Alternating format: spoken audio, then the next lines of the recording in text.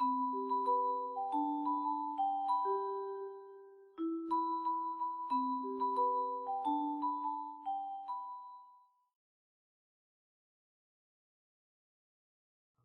and casual anime fans, once again and finally, hello. Junky, the Master Beta, back to bring you my third and final review for the summer season of 2014. Have any of you grown sick of any particular anime genre for its redundant cliches? Whether it be bashful protagonists in harem animes, or just all the same shit you see from mecha animes? Well, let me ask you a question. If one of these genres did something new, like add in one or two unique quirks, but still kept the cliches, would the new and unique little quirks still outweigh the cliches? Bitches and gentlemen, welcome to my review of Tokyo ESP. Praise goes to Caliph for the fan subs.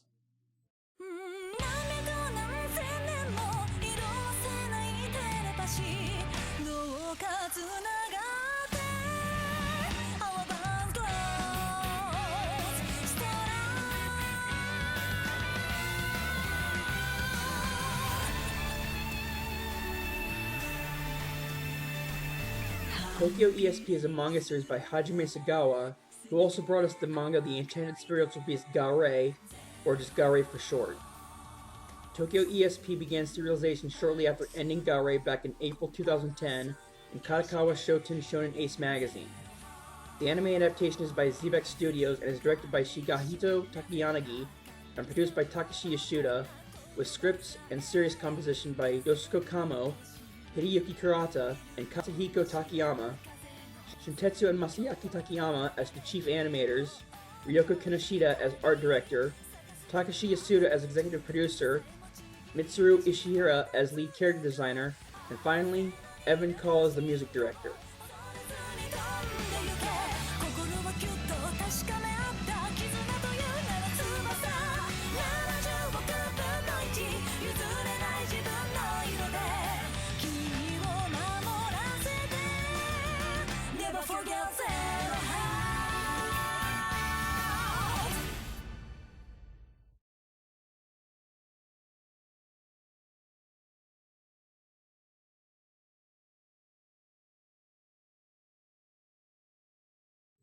As a guy who has read the manga first, long before the anime even aired, I can say that the first episode is one big, huge time jump into the manga's future, where we see all the antagonists wreaking havoc with their superpowers in an attempt to rule the world. This was done to build up thrills for the actual story itself. That, and I think they wanted an excuse for the cameo appearances of our two favorite bisexual chicks, as well as others from the Gaare Zero anime. Sadly, they only have a few minutes of screen time in the entire show, which is understandable since this is a different story set in a different universe. This is just a mere note of nostalgia to a past work. A very deserving one at that. I'll leave it up to you if you want to watch the first episode. Just skip right to episode 2 if you want to see the beginning of the actual story.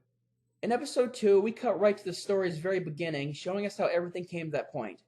Starting with how our financially challenged protagonist, Rinka Urshiba, gained her superpower. One day, while riding her bike to her part-time job, she spots a flying penguin soaring through the sky. Believing it might nab her a few million, she chases it and soon witnesses a marvelous sight. A sea of glowing, shining, magical fish. By marvelous, I of course mean stupid. Then the fish swim into her and voila! Catherine Ann Ripoff no Jutsu. She gains the ability of passing through solid matter. Anything and everything with a mass she's able to slip right through like water. I agree the concept of magic superpower bestowing fish is a bit strange, but it's also very original. Some of the things seen in the Harry Potter movies can be considered strange, but they were both original and fun. So if you like those movies, neither one of us are really ones to talk. I mean seriously, a talking hat? Shut the fuck up.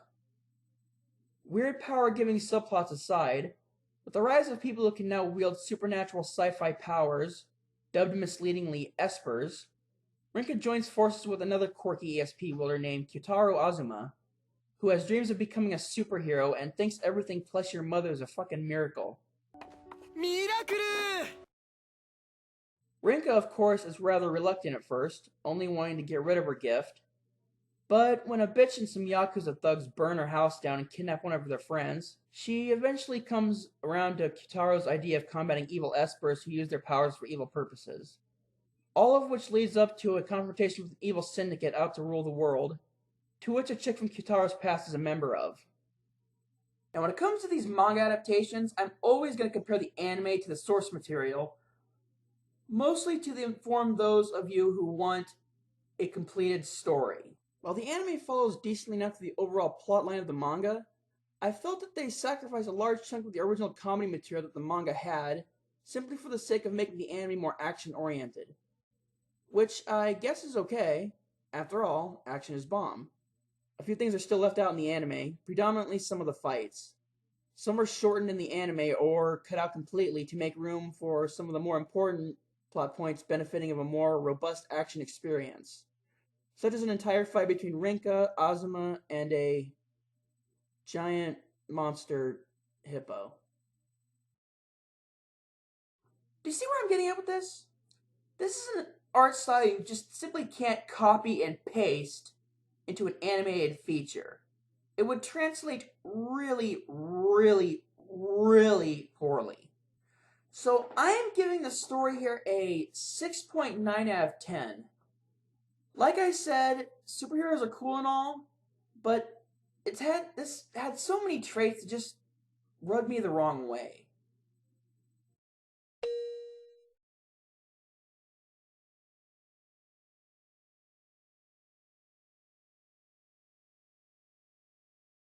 All the fat ugly feminist and quote-unquote strong independent women out there will get a kick out of our lead character. Rinka is a strong girl who can both deal a beating and take one, which is a good thing since she gets her ass handed to her in a lot of the fights. But like your typical feminist idol, she gets back on her feet every time, even after a few hundred people die. And slowly she becomes stronger as the series goes on through dedication and hard work. And her ability to walk through solid matter, including swords and bullets, makes only hand-to-hand fighting effective against her. But it doesn't help a would-be opponent, since she's an avid fighter. In short, she's the potential hero to any bitch who's ever been beaten by a man. Have at it, ladies! Other than Rinka and Azuma, there's a shitload of other espers here. It's hard to touch base with all of them. I mean, in the time-skipping first episode, I counted like 9 of them, each possessing a superpower. We have Kutaro's power of teleportation, Nightcrawler, and then Kobayashi Koroi's, aka Blackfist's, power of invisibility, and then there's Rinka's dad, whose brawn and size in itself could be considered a fucking superpower, but he also gains the power to generate a magnetic field that attracts certain objects to him. Magneto. You know what? Fuck it, I'm just gonna spit it out. If you're a fan of fucking Marvel or anything, you're just gonna fucking fap over this. Each of them all have a valid reason or deep personal pain attributed to why they use their powers for either good or evil. Some more understandable than the rest. Blackfist, for example, comes from a long line of professional thieves, so fighting and being an overall bad girl just comes to her naturally. And what anime is complete without a few odd little potatoes? Really weird characters like Master Yoda, only his name is given a few extra syllables to avoid obvious comparisons, except in the manga where he literally does look like Yoda underneath his panda costume. That's right, panda costume. His standing in the plot is really weird, seeing as how he's a tiny little midget in a panda suit who trained most of the Tokyo's police force. This really, right here, is the only character that made me just cringe and shudder to the point I just actually was thinking of dropping the entire show. But, once again, original, right? As I've mentioned, the anime falls close to the manga's story, with only a few things excluded, but this includes some of the deeper insight into some of the characters. Sagawa Hajime is excellent at balancing laughs with action, but since the animes were going for an action-based anime, some of the comical aspects were cut out. Rinka's living situation is an extreme case. The fact she's dirt poor was a repeated source of most of the manga's comedy. In the manga, it shows her obsessing over her bike, which is almost burned in a fire, and it even goes so far as to point out where she got her thrifty clothes and how much she paid for them. If it wasn't for the roof over her head, she would quite literally be considered a bum. Overall, I'm giving the characters here a 7.8 out of 10. They're good, they're just superheroes, okay? It's been done before.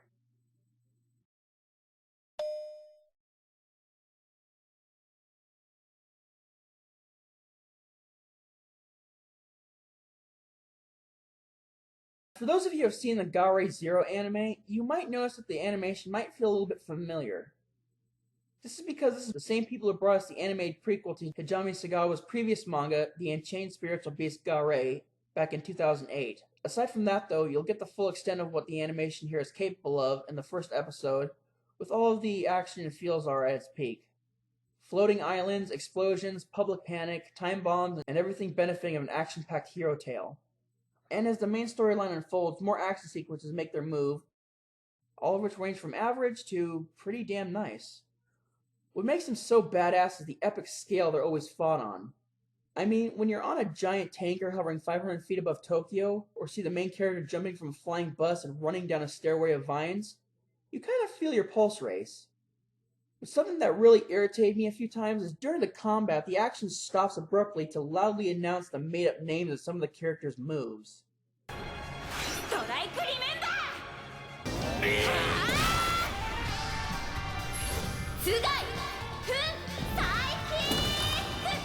It really throws the pacing of the action off for me, and I kinda hated that. And also the characters themselves lose the humorous tone that Sagawa-san had them in originally. I can see why they did this. Translating the exact art style as seen in the manga to animated form would probably prove pretty difficult. If they kept the humorous tones, it would definitely be more of a comedy rather than action-oriented. Especially with how weird the characters are drawn in the manga compared to the anime. Hell, in the manga, Murasaki-san is a midget, and Ayuma's mom is a short, chubby little blob with big lips. And when there's action, too much comedy can really throw it off. So, I'm giving the animation here a 8.4 out of 10. Nicely done, and nice call on the animation style.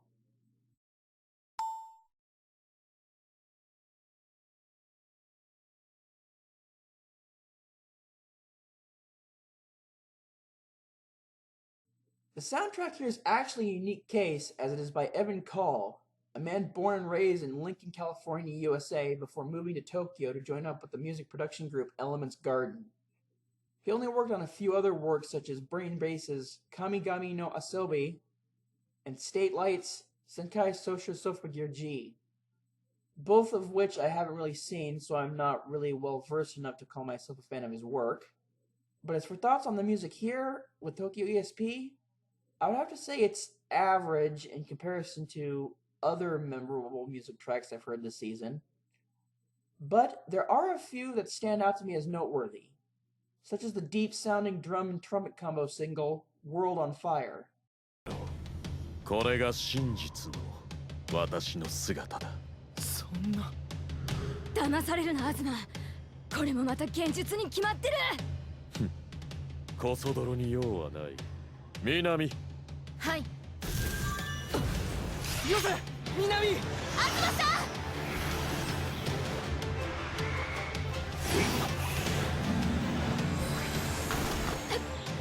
And for the choir and orchestra lovers out there, what superhero-based tale would be complete without a nice orchestral theme such as the track In the Face of Adversity? このガキ。やれやれ、仕方ないの。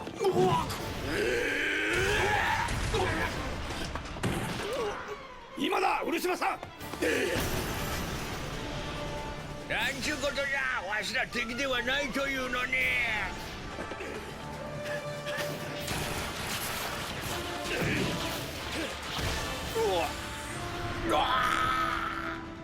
All in all, the soundtrack is good. Very good, in fact. It's just that, as I've said, I've come across better this season. So I'm awarding the soundtrack here a score of 6.8 out of 10. Slightly above average.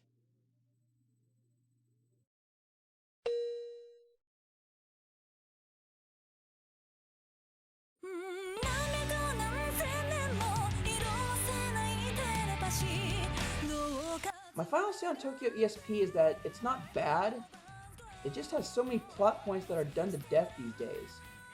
Sure, the whole magic fist thing could be considered a bit new, but it doesn't offset all the other superhero shit.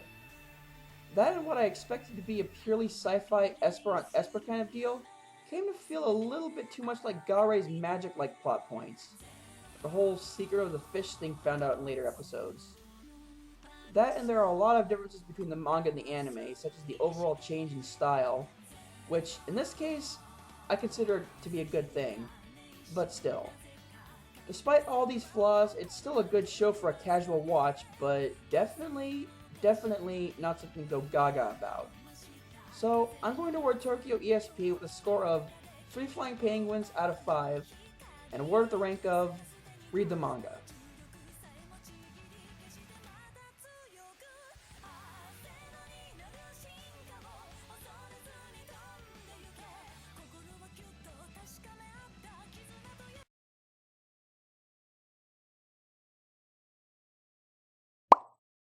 Falcon! Kick!